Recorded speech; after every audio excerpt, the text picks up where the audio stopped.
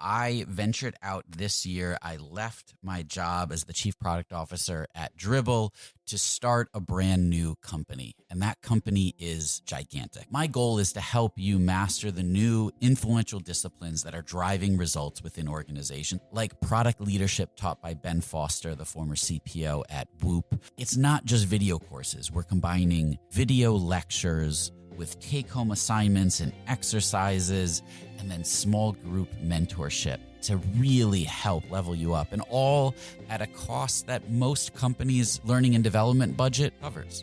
So if you're interested, go to gigantic.is, that's gigantic.is, sign up for a course, and I'll walk you through everything that you need to know. And if you enroll and let me know that you heard about this on Rocketship, I've got a special discount for you.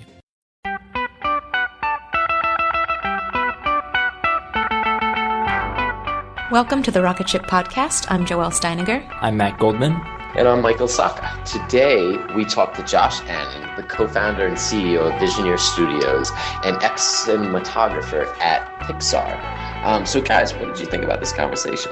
I loved it personally because I love talking about storytelling. It's just something I'm really into. But what I thought was unique about him is that usually when you talk about things like that, it's very abstract and kind of out there. And he found a way to make it really tangible and applicable really to what everyone's working on. And after talking to him, I actually felt like I would be better if I sat down and tried to tell my story to someone. Yeah, and beyond it being a fun chat, just talking to someone who is in tech somewhat, but also has a really cool story outside of tech, it was cool to learn about the whole film industry, and then also about how he thought that we could bring storytelling into startups at different phases throughout the process. How do you use storytelling to talk to investors? How do you use it to pitch your product? It was really interesting. Yeah, and I like how he broke down the different elements of a story, which I think really helps because you can tell a story in many different ways, but he had this kind of framework that he talks about where you're painting the picture, and he brings you through how do you create the same type storytelling that Pixar uses to get you involved in your elevator pitch. And I think this will be incredibly helpful for anyone. So let's get into it. We'd like to take a moment to thank our awesome sponsors. CodeShip makes continuous delivery simple and easy. Go to codeship.com/rocketship to get 20% off 3 months. We'd also like to thank InVision app. InVision is by far the best prototyping and collaboration tool on the market. I can personally say I can't imagine delivering another design comp without it. Go to invisionapp.com/rocketship and sign up to get their starter plan free for 90 days. Customer.io is a modern email platform built for startups. Go to customer.io/rocketship to start sending emails that convert. Tell us a bit about what you're working on now. Right now, I'm working on starting my own company, and the quick pitch is that we're trying to be the Pixar of live action. And it always makes me cringe just a hair to say that because that sounds so arrogant. But there's two factors that go into it. One is that I was at Pixar for about 10 years, and then my co-founder is an ex-Pixar writer. So we have a lot of kind of Pixar team members in this project. The second thing is that Pixar is the only studio that has consistently created successful content. And Ed Catmull in his book, Creativity Incorporated, talks a lot about this and kind of some of the ideas and thoughts they have internally. And we're working on adapting those thoughts and ideas to live action filmmaking, where we think there's a really good market opportunity to continuously create successful content. So, the core of it is that we believe in great stories, and we believe that all stories should be great. So we want to make some great stories. And you guys have kind of developed a framework, right, to take to live action that also saves money in the production to ensure that you get a great story? Yeah, there's a whole bunch of different benefits that we believe this process has, ranging from, if you think about when you watch a DVD and you see all those extra deleted scenes that are on the DVD, well, if you knew what the movie that you were really trying to make before you went and shot it, you wouldn't have had to spend money shooting scenes that you're going to delete anyways. So part of what we're doing involves figuring out, like, what the heck is the movie you're making in a low-cost, high-fidelity way before you actually go make it, which helps get everybody on the same page. It helps production run more smoothly, and ultimately it should save you money and result in a better product. Does this involve like user testing? Are you making quick trailers and showing them to an audience, or what does that look like? A little bit. I mean, if you've watched, a big part of the process is if you've watched behind the scenes on actually, let me back up 1 second. So probably a lot of the audience right now doesn't know how movies are made. And since you have a pretty technical audience, let me try to give you a code analogy. So the way movies are made is that you have a script, and that's kind of like your code. But the difference is you've never hit compile or done any debugging on this code. You just have the code there on the page. And you shop that code around and you say, give me some money and let me press compile. And we have a theory that people are going to want this, but we've never really reached out and seen, is somebody going to want to use the app that I'm building right now? So you eventually convince some people to give you money, and now you press compile. And then you discover that you have maybe some compiler errors, and then maybe once you move past those, you'll eventually find that you have some runtime errors too. That's kind of like reshoots. It's, hey, we went and we spent the bulk of our money and we shot our movie, and now we put it together visually and we're testing it with an audience, and we see that there's just issues. Like there's pacing issues, maybe parts of the story are confusing. The audience just doesn't like it as much as they could. Or maybe the audience even looks and is like, I don't want to see a movie about something like this. So then you have to convince people to give you a little bit more money to do what are called reshoots to try and fix those problems. It's sort of like saying, well, you invested $10 million in me to hit compile on this code. Now, if you give me an extra $2 to $3 million, then we'll actually go try debugging some of these things. And we're probably not going to be able to debug everything with that $2 to $3 million, but we'll do the best we can. And then we'll see if somebody wants it. So really what we're doing is applying ideas from animation and from software too, where you're trying to achieve product market fit and you want to have a minimum viable product that you iterate on a bit. We're applying those ideas to filmmaking. So you do an awesome talk on storytelling for startups. And I'd love to kind of start at, why do startups need to tell stories? Yeah. Stories are fundamental to who we as human beings are. They're the way that information has been communicated. Studies have consistently shown that our brains are actually wired to respond to story.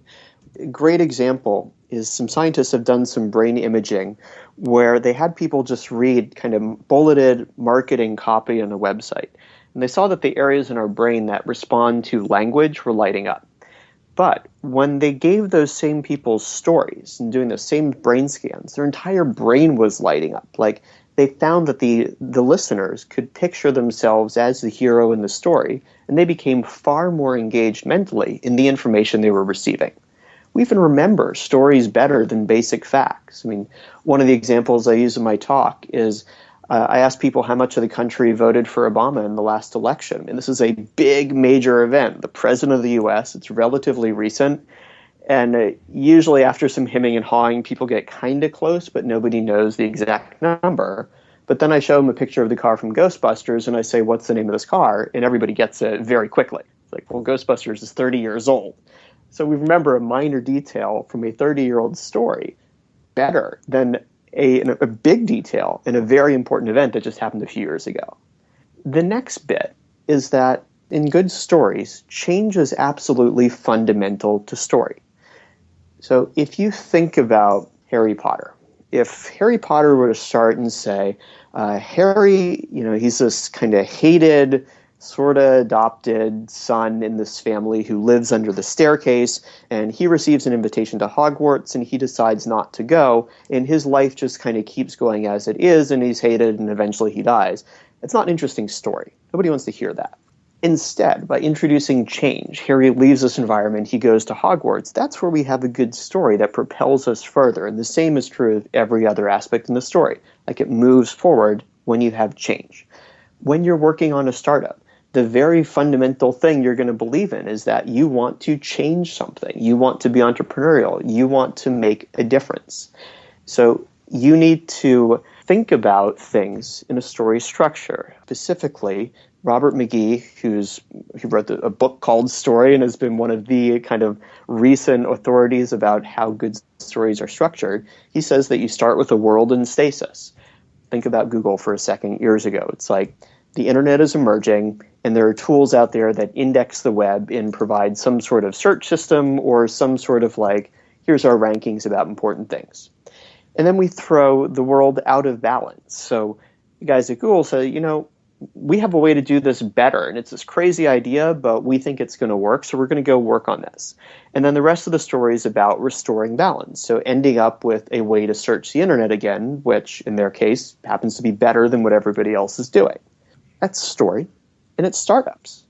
Plenty of other places story applies to, but that's kind of the big broad stroke. So what are the circumstances or what are the different stories that a startup might need and as a founder you would want to prepare for?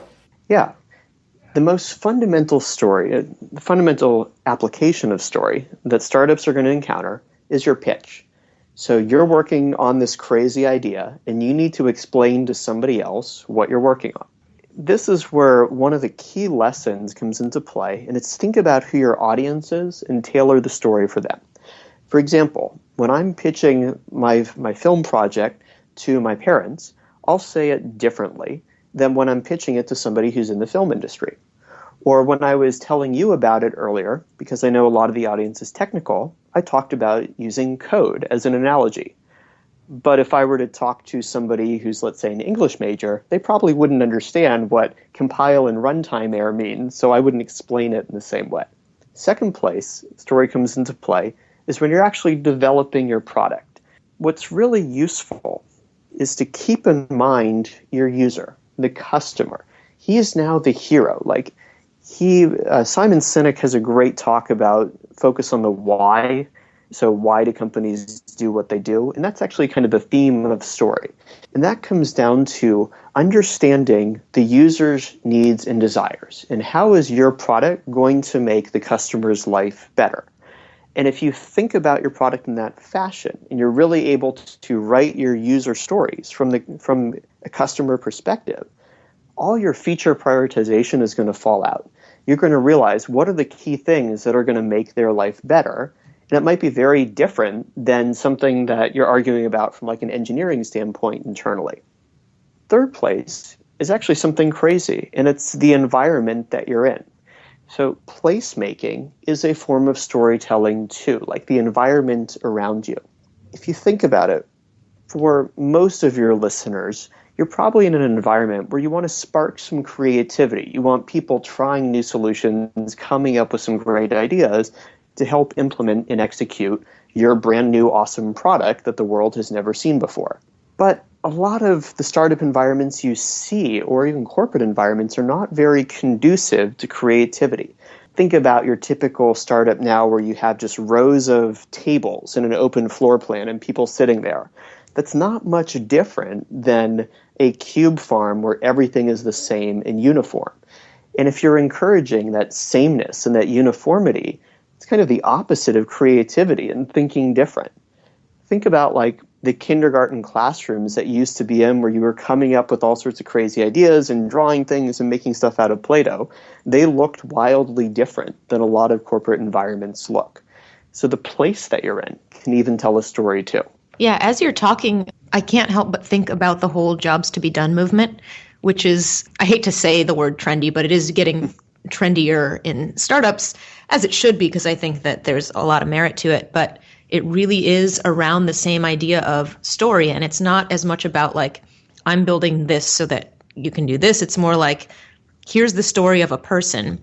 And, here's the experiences that they're having, some of which you may think are irrelevant to what you're building, but you kind of piece that story together in order to figure out how to get them from A to B or solve their problem better. It really is all around storytelling. Right. Marketers have actually known this for years. I mean, if you look at ads, in my talk, I use an example of a Mr. Clean ad. You start off by setting up the world a little bit. You show like, hey, here's this woman who's about to go clean the bathroom. Her kind of state of the world is that it's really tough to do this and it requires some warm-up exercises and wearing gloves. But she's about to do it and suddenly we have the inciting incident. Mr. Clean shows up with his new product. And now they go clean the bathroom and they discover that it's much easier. She doesn't need the gloves. She doesn't have to do warm-up exercises. And then the happy conclusion is that this product makes her life better because now she has more time to spend with her children. It's like less about selling the product at the end of the day and more about selling that dream. Yeah, and lifestyle.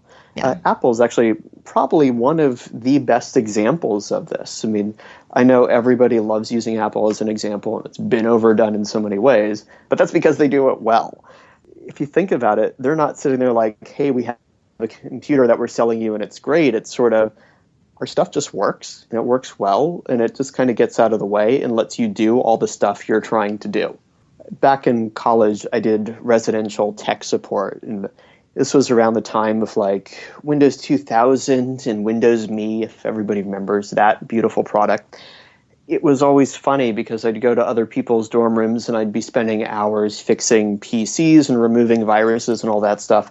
And I'd come back to my room and breathe a sigh of relief because I had a Mac on my desk and it just worked. Yeah, it's very true.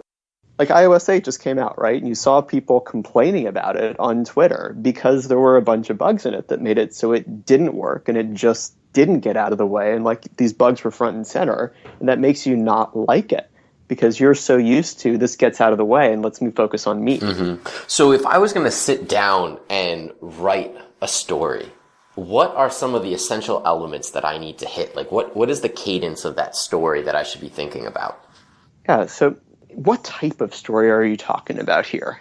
My startup story, like probably one of the simpler forms of the storytelling. But I want to tell my startup story, but I want to get people engaged. Okay, and who's the audience that you're telling it to? Probably our customers. The very first thing here is I asked you who the audience was because that's going to affect the framing for everything else. If you're talking to the customers, you don't want to talk about how you're going to make money, but if you're talking to an investor, you do. So the second bit is you need to remember that you're not the hero of the story. Your customer is the hero. So we need to sit down and flesh out like, who is the customer? What are their needs? What are their desires? And for you as a startup with a product, what is it that your product's providing that's going to make their life better? And then we need to sit here and think about kind of a future world. So essentially writing the user story that people like to skip in product specs about a year from now when your customer has this product in hand, what's their life going to be like? How are they going to use the product to make things better? More specifically, how are they going to use the product to make their life better? So broad strokes, we're going to start off with what's the world like without your product? So what are they doing now? What's the problem that they have? The next thing is, what does your product bring to the table? What's it going to let them do better, easier, more efficiently, remove some pain point that they have right now? Also think about what new pain points might this introduce? Like what are the side effects of switching to your product going to have in this story? Stories, it's actually really useful to address negative things. Like if story is just all rosy, we don't necessarily believe it. Think about those PR releases you read where it just feels like it's corporate spin on something. It doesn't talk about anything bad. Like if you don't believe it, why do you expect anybody else to believe it?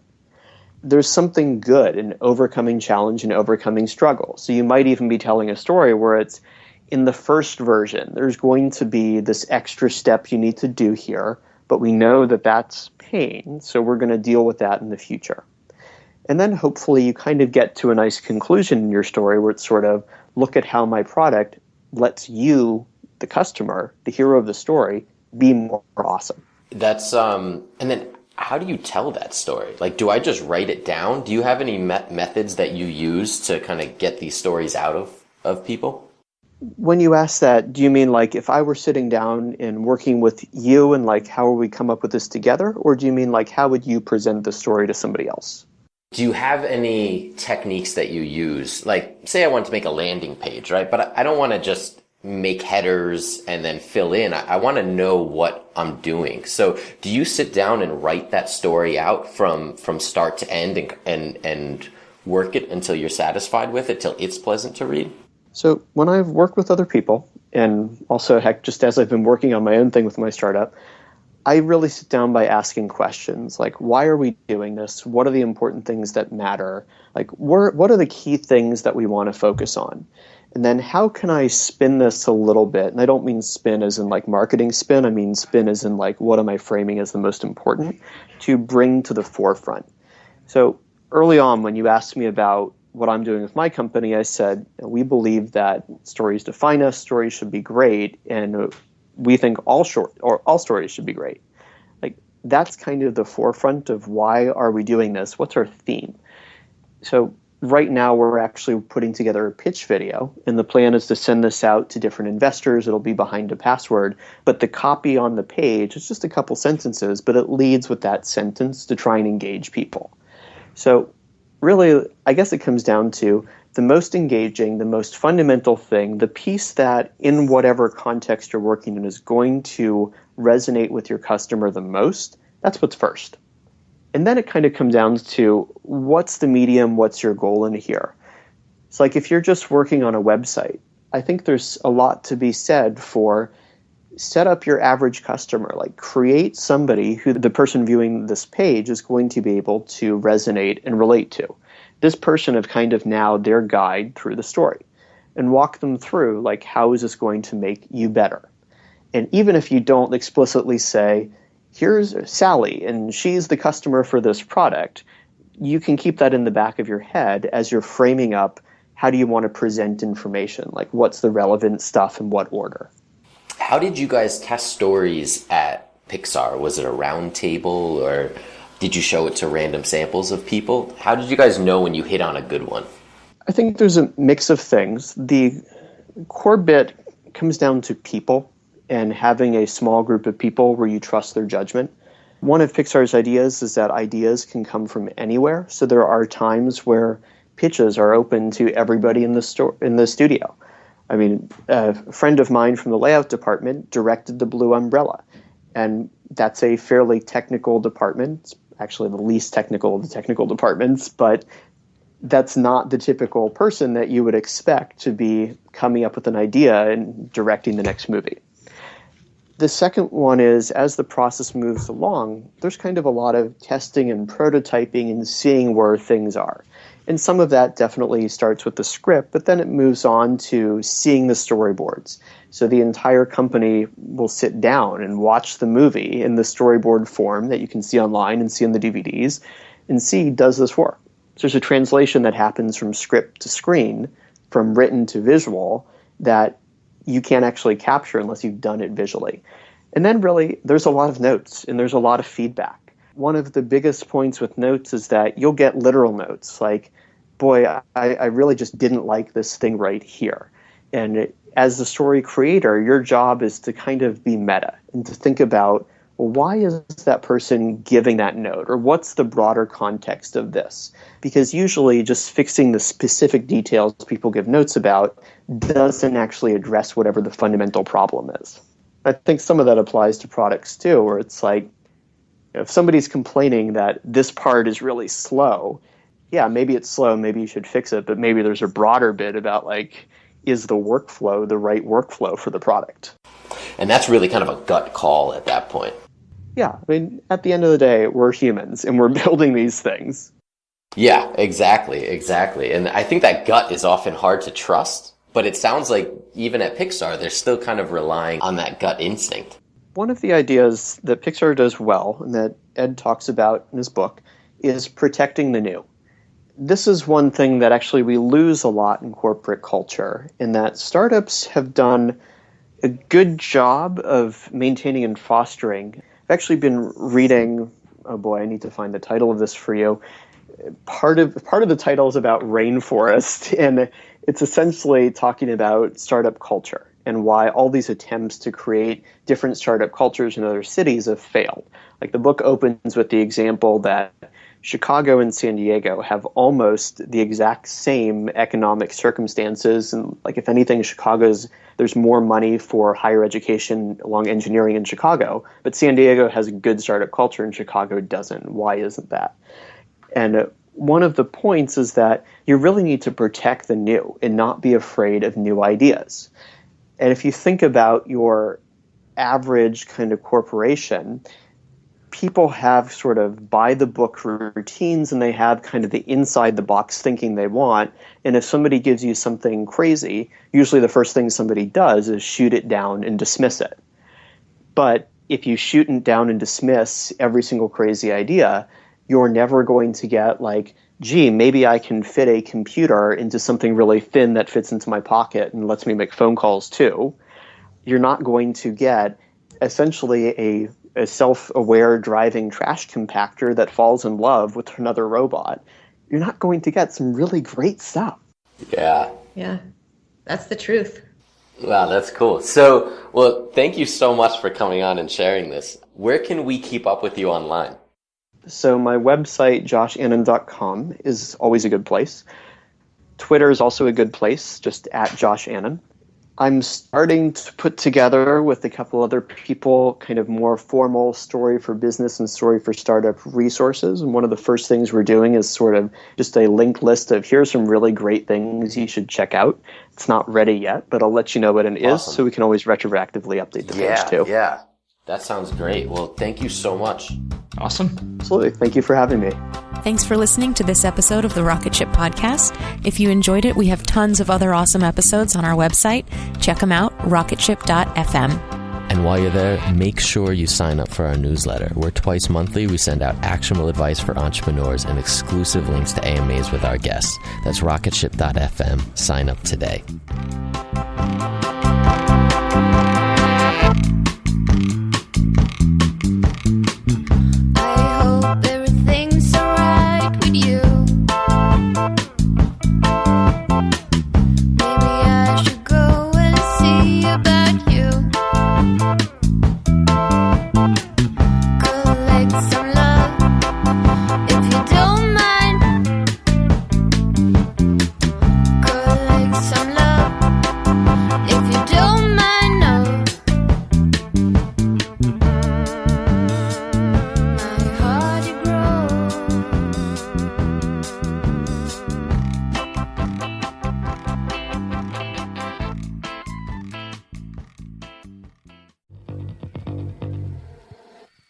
Hey, my name is Lovan Rumpf, and I've been working my ass off as a celebrity stylist by day and a podcast host by night. At the Low Life Podcast, it's all about keeping it real. We're talking fashion, beauty, to religion, sex, drugs, mental health. I mean, there's no topic off limits here, and vulnerability is mandatory. You can find my podcast, The Low Life, that's L-O, no W, everywhere and anywhere you listen to your podcasts. New episodes are out every Thursday. We'll see you then.